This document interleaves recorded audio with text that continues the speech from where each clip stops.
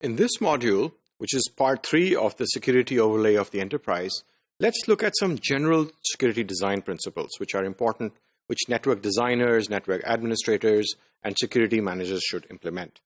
So this is, for reference, this is the enterprise architecture reference diagram, and let's see how we are going to implement some good design practices for security. So the first one is that we should block unauthorized traffic at the edge, whenever there is traffic at the edge which is either not authorized or is malicious, we should block it right at the edge. And then we should also be directing valid traffic going to perhaps a World Wide Web server, www server, which is a corporate web portal, which is placed in the DMZ. We should be able to direct that traffic into the DMZ, and that traffic should not be allowed to go anywhere else. And then you have edge malware protection. And this is now usually done with the help of a next generation firewall. And at the network layer, we do malware protection at the edge. And there's a role of the DMZ, which is very important. And in the security design, it's a security zone, which is neither outside, neither inside. And that's why it's called a DMZ, a demilitarized zone. And then you have the web and email, which are very, very, very important vectors. And most of the attacks are coming in through web or email. So we need to take special precautions for the web and email security protection for attacks and against malware. So we talked about the next generation firewall, which may be found also in a UTM, and this is placed above the IPS. You have the web security gateway and the email anti-spam gateway, or the email security box, which is placed in the DMZ. And these are very important devices because, as we mentioned, the email and the web vectors are very, very common vectors used by attackers. Item number 6, you have granular access list filtering in the edge and data center firewalls, which should be filtered, and the access list should be developed so that you are blocking traffic based on the source, the destination, and the type of traffic as well. Obviously, you need a good antivirus solution. And the important part is that the antivirus should be installed on every system and should be regularly updated, and we should be able to track that.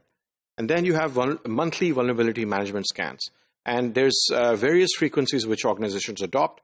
Some organizations do it quarterly, which is not a very good practice. More mature organizations should actually do it once or twice a month, a complete vulnerability management scan of the entire enterprise. And then you have more advanced security, like APT and zero-day attack prevention. So this set on this slide shows the a little bit more advanced security solutions which are used by enterprises. APT and zero-day attack prevention, a CM solution, which is a logging and monitoring dashboard and does event correlation for you, and root cause analysis. And then you have network DLP and system DLP, data loss prevention.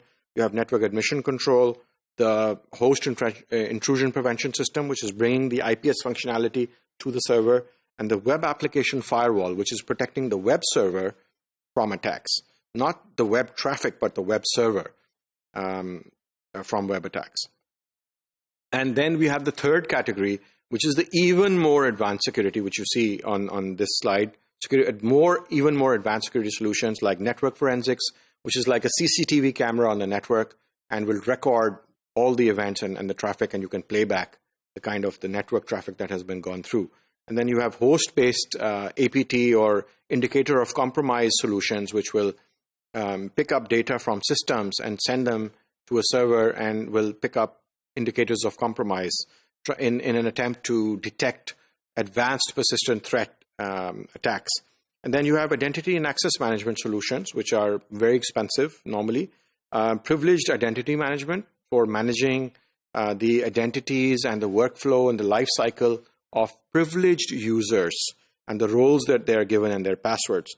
And then database security. So the further guidelines, if you want to get into more details, there's an excellent guideline available from CIS, the Center of Internet Security, which they call the 20 critical security controls. And this is a graphic for that. And the first 5 CIS controls are very, very good ones. Just quickly repeat this. You may not be able to see the slide clearly. Number 1, inventory of authorized and unauthorized devices. Number 2, inventory of authorized and unauthorized software, so your whitelisting. Number 3, secure configurations for hardware and software. This is our security hardening step that we keep talking about. And then you have vulnerability assessment and remediation, which is the vulnerability management, which we talk about.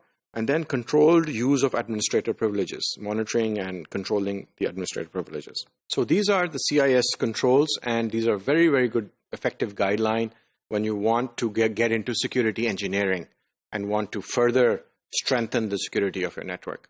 Thank you.